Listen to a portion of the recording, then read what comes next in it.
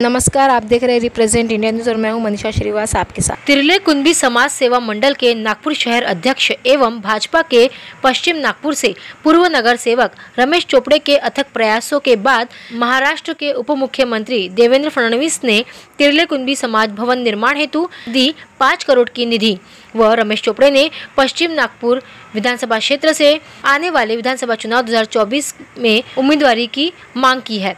समाज भवन निर्माण हेतु भूमि पूजन हुआ है सर, इसके बारे में आप विस्तार से थोड़ा सा जानकारी दीजिए, आपका परिचय दें।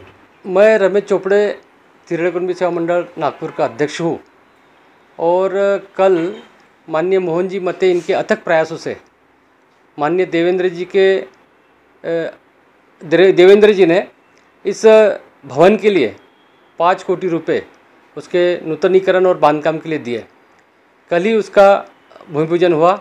माननीय केंद्रीय मंत्री श्री नितिन जी गडकरी, माननीय उप मुख्यमंत्री श्री देवेंद्र जी फडणवीस तथा दक्षिण नागपुर के आमदार श्री मोहन जी मते इनके हस्ते यह कार्यक्रम संपन्न हुआ।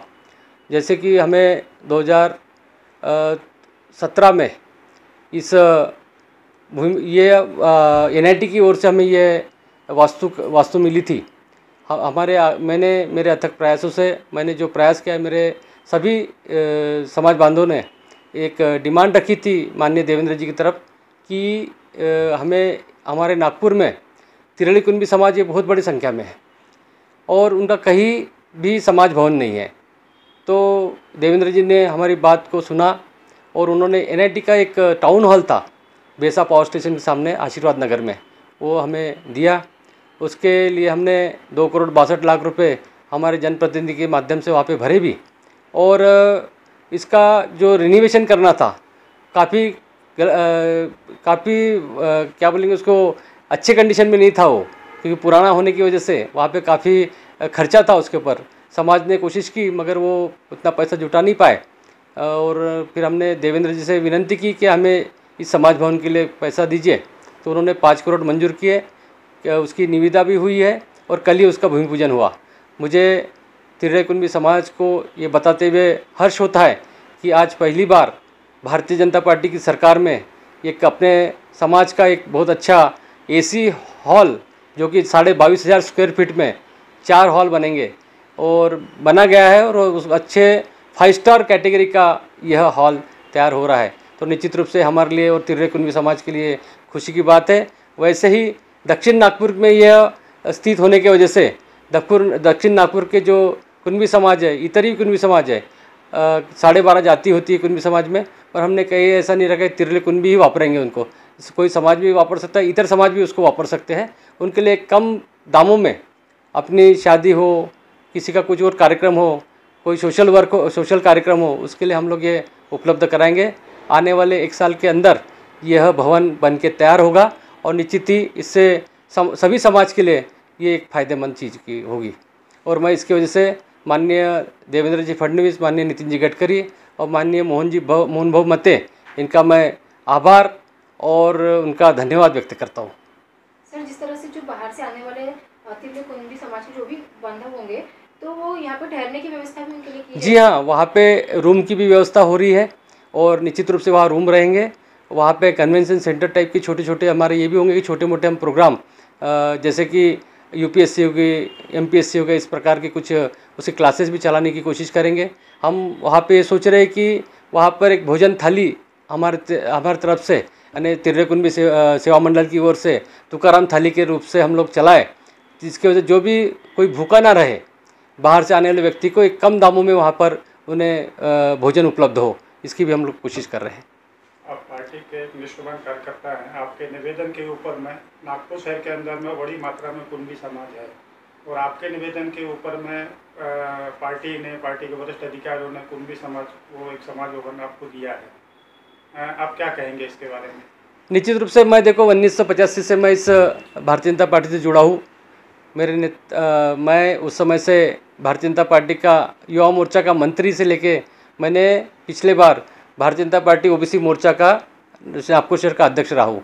मैं नगर सेवक भी रहा हूँ, महाराष्ट्र प्रदूषण नियंत्रण मंडल में सदस्य भी था, मैं महानगर पालिका में प्रतोद भी था और अभी मैं अपनी नागपुर यूनिवर्सिटी में एक पद पर भी हूँ। तो निश्चित रूप से पार्टी ने मेरे ऊपर काफ़ी भरोसा जताया है और मैं उस भरोसे पे खरा उतरने की कोशिश करता हूँ। मैं पार्टी काम कर रहा हूँ। अभी पश्चिम नागपुर में यह जो यहाँ के जो विधायक है वो कांग्रेस के हैं। पिछले बार हम एक सीट हारे थे, तो निश्चित रूप से इस बार भी हमारा प्रयास है कि हम लोग ये इस बार सीट अच्छी तरीके से निकालें। इसके लिए समाज की तरफ से एक अच्छा भारतीय जनता पार्टी को सपोर्ट भी रहेगा, क्योंकि इस भवन बनने से समाज में एक उत्साह वो निर्माण हुआ है कि पहली बार तिरड़ी कुनबी समाज भवन बन रहा है। और अभी तक कोई इतनी सरकारें आई तो उन्होंने कभी ये काम नहीं किया, मगर भारतीय जनता पार्टी की सरकार में ये काम हुआ है। तो निश्चित रूप से इसका फ़ायदा भारतीय जनता पार्टी को निश्चित रूप से होगा। आने वाले कुछ ही महीनों में विधानसभा नियुक्त होने जा रही है। पश्चिम नागपुर से हम क्या ऐसा मानेंगे कि रमेश चोपड़े जी एक उम्मीदवार के तौर पर पश्चिम नागपुर से अब दावा पेश करेंगे? देखिए, मैं 1997 में माननीय देवेंद्र जी फडणवीस जब महापौर थे तब मैं उनके साथ में नगर चौक था। और मैं हम लोग तो ऐसे है कि ग्राउंड लेवल के कार्यकर्ता हैं, काम करते चले जाते हैं और पार्टी को अच्छा लगता है कि हम अच्छे कैंडिडेट बन सकते हैं तो निश्चित रूप से पार्टी हमारा विचार करेंगी। मुझे पार्टी पर पूरा भरोसा है। और 2009 में भी नितिन जी गडकरी इन्होंने मेरा नाम की सूचना दी थी कि हमें, यानी उन्होंने जब माननीय मुंडे जी की एक मीटिंग हुई थी हमारे यहाँ, तो नितिन जी गडकरी ऐसे पहले व्यक्ति थे जिन्होंने 3 लोगों का नाम लिया था। उसमें रमेश चोपड़े, मायाता यूना थे, अमर सिंह गहरवाल थे। तो निश्चित रूप से 2009 से मैं प्रयासरत हूँ। और निश्चित रूप से जो राजकारण में रहता है तो उन्होंने तो प्रयास करना चाहिए, टिकट मांगना चाहिए, मगर टिकट जिसको भी दिए, अगर टिकट नहीं मिलती है तो हम उनके पीछे खड़े रह के उनका पार्टी का काम करते हैं। इसमें कोई हमें उसके बाद में कोई मलाल नहीं होता। मगर निश्चित रूप से पार्टी में टिकट मांगना ये कोई गलत बात नहीं है। और मैं इस बार भी भारतीय जनता पार्टी की पश्चिम नागपुर से टिकट मांग रहा हूँ। मैं सब नेताओं से मिला हूँ। तो अगर पार्टी को लगता है, मेरे ऊपर विश्वास अगर उनका है, तो निश्चित रूप से कुछ, अगर उन्होंने मेरे ऊपर भरोसा दिखाया तो निश्चित रूप से मैं ये भरोसे पे खरा उतरूँगा। और यहाँ पे हम लोग सब मिलकर, पार्टी के सभी कार्यकर्ता मिलकर यहाँ पर हम फिर से एक बार भारतीय जनता पार्टी की सीट जीतेंगे, ऐसा हमें विश्वास है। पार्टी ने यदि आपके कार्यों को देखते हुए आप पर विश्वास करके आपको उम्मीदवारी देगी तो आप पश्चिम नागपुर की जनता को क्या बोलेंगे और ऐसे कौन से अधूरे काम हैं जो आप पूरे करेंगे? देखिए, पश्चिम नागपुर में हम लोग पिछले 25 साल से तो हमारे विधायक रहे हैं, परंतु पिछले 5 वर्ष में हम लोग विधायक नहीं थे। और निश्चित रूप से जनता ने तब जाना कि यहाँ पर विधायक नहीं रहने से कितनी समस्या का सामना करना पड़ता है। आज जो हम लोग देख रहे हैं कि यहाँ पर काम कुछ नहीं हो रहे हैं। हम जितने हमारे सरकार में जो काम होते थे अभी उतने काम नहीं हो रहे। मात्र ऐसे घर के सामने किसी का काम कर दिया, मगर बड़े काम जो विधायक है भी उन्होंने ऐसा कोई बड़ा काम नहीं किया और ऐसी बड़ी समस्या को सॉल्व नहीं किया। इसलिए हम चाहते हैं कि आने वाला हमारा जो एजेंडा है भारतीय जनता पार्टी का, वो निश्चित रूप से अभी सुंदर नागपुर बन रहा है। नितिन जी गडकरी के मार्गदर्शन में, माननीय देवेंद्र जी के मार्गदर्शन में निश्चित रूप से आने वाले समय में हम लोग पश्चिम नागपुर का अच्छा विकास करेंगे। आप पश्चिम नागपुर की जनता को क्या संदेश देना चाहेंगे?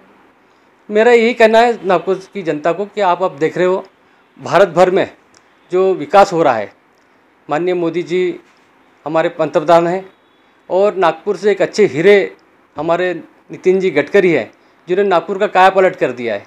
तो निश्चित रूप से आपसे सभी जनता से यही विनंती है कि आप भारतीय जनता पार्टी के पीछे गंभीरता से खड़े रहें और आपके जो सपने हैं, हमने भी लाडली बहन योजना दिया है, तो उसमें भी काफ़ी लोगों को मदद हुआ है। हमने स्वास्थ्य के बारे में आयुष्मान कार्ड दिया है जिससे लोगों को इंश्योरेंस करने की ज़रूरत नहीं है।